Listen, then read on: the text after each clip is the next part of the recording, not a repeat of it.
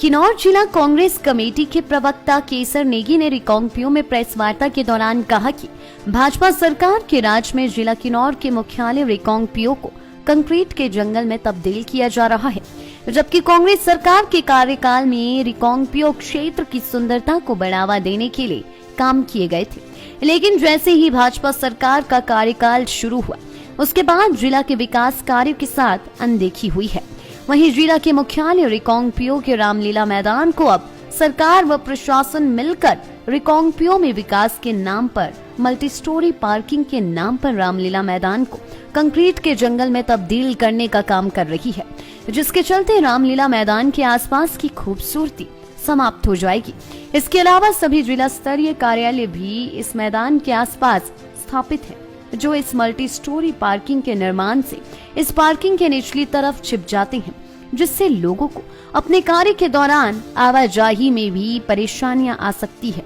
और रामलीला मैदान में निर्माण होने वाले मल्टी स्टोरी पार्किंग के चलते करीब 70 लाख की धनराशि से निर्माण हुए कला मंच को भी तोड़ा जाना है, जो सरासर गलत है। उन्होंने कहा कि इसके अलावा रिकांगपिओ पुलिस थाना के समीप ओवरहेड पानी का टैंक बनाया जा रहा है, जिसकी रिकांगपिओ क्षेत्र को जरूरत नहीं है। वहीं सांगला में 28 लाख के कला मंच को मल्टी स्टोरी पार्किंग बनाया गया है, जो सरकारी धनराशि का दुरुपयोग किया जा रहा है। ऐसे में उन्होंने जिला के रिकांगपिओ स्थित रामलीला मैदान में 14 करोड़ से निर्माण होने वाले multi storey parking, Reckong Peo police थाना समीप बन रहे ओवरहेड पानी का टैंक, सांगला बाजार में बने कला मंच को मल्टी स्टोरी पार्किंग बनाने पर ऐतराज जताया है। विषय को लेकर मैं आपके बीच में आया हूं और ये विषय आपको याद होगा, बीते सालों में जब कांग्रेस की सरकार थी, किन्नौर के अंदर बहुत सारी परियोजनाएं लंबित थी। जब सरकार जाते जाते, चाहे वो रिकांगपिओ के सौंदर्यीकरण को लेकर था, सांगला घाटी के सौंदर्यीकरण को लेकर था, ऐसे तमाम परियोजनाएं जो पाइपलाइन में थी, जो चल रही थी, सरकार के आते ही भाजपा सरकार ने उन सब पर जो है अंकुश लगा दिया और वो सारी परियोजनाएं अभी धरातल पर वैसी की वैसी रही हैं। प्रदेश सरकार जो वर्तमान में हमारी जयराम की सरकार है, आप सबके माध्यम से मैं ये बताना चाहूंगा कि आज के दौर में 60,000 करोड़ के कर्ज पर प्रदेश की भाजपा सरकार है। बावजूद इसके जयराम सरकार द्वारा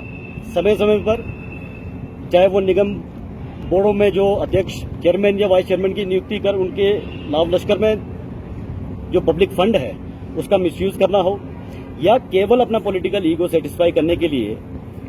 पिछली कांग्रेस सरकारों की जो परियोजना है उन पर ठप्पा डालकर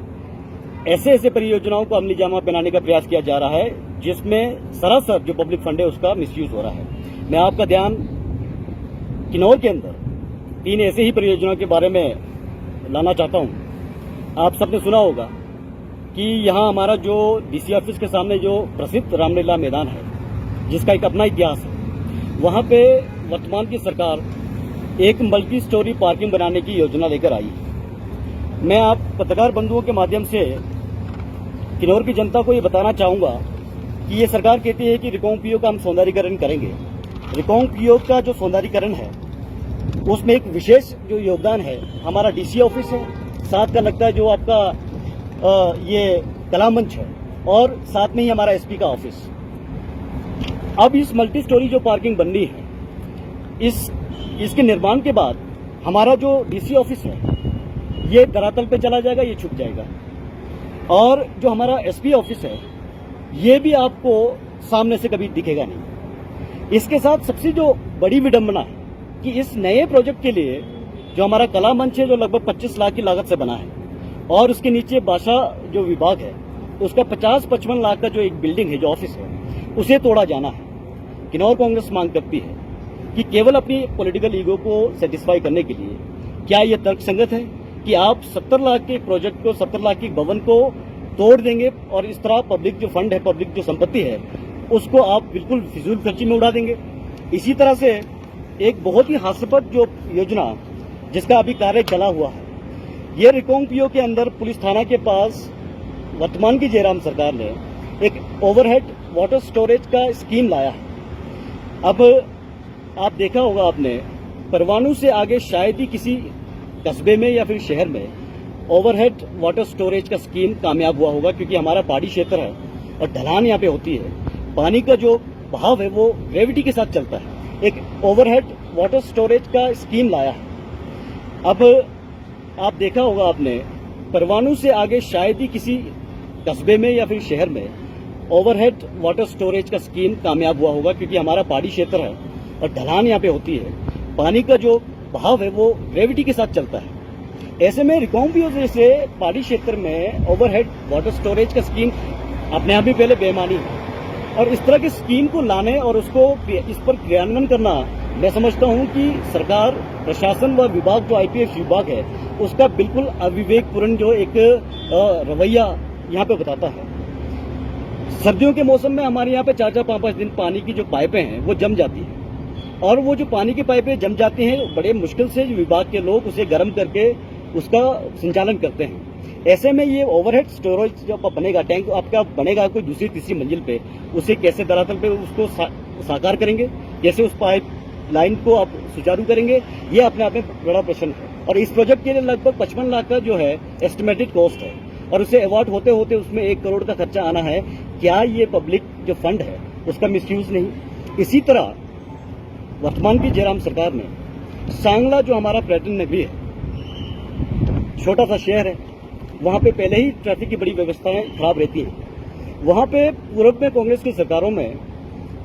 बस स्टैंड के साथ में एक पार्किंग बनाने का प्रस्ताव था, साथ में बढ़िया इसका एक वो प्रावधान तैयार हुआ था। सरकार बदली, और अब इस सरकार ने क्या किया कि बाजार के बीच में, जहां पे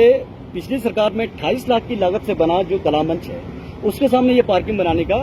जो प्रोजेक्ट चला हुआ है। इस प्रोजेक्ट के बनते ही वो जो 28 लाख की लागत से बना जो आपका कला मंच है,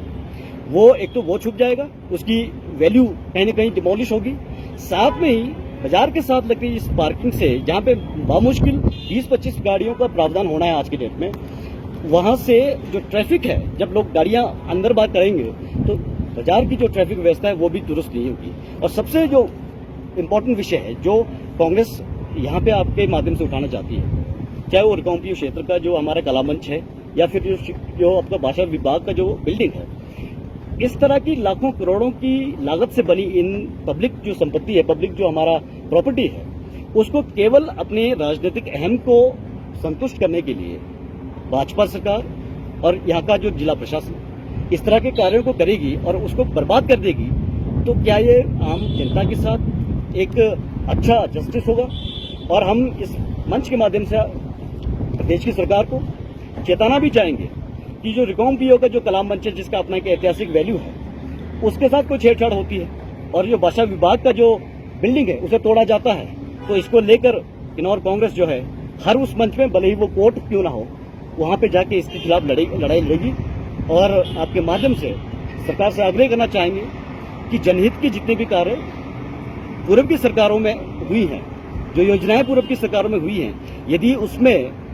पब्लिक प्रॉपर्टी, पब्लिक जो फंडिंग है उसका बचाव। लाइफ टाइम्स टीवी के लिए ब्यूरो रिपोर्ट किन्नौर।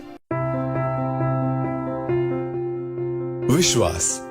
जिम्मेदारी का, यकीन एक नई शुरुआत का, शुरुआत एक नए एहसास की, एहसास सुकून का, अपनेपन का। नए रिश्तों वाली फीलिंग बयां नहीं होती, सिर्फ एक्सपीरियंस की जाती है।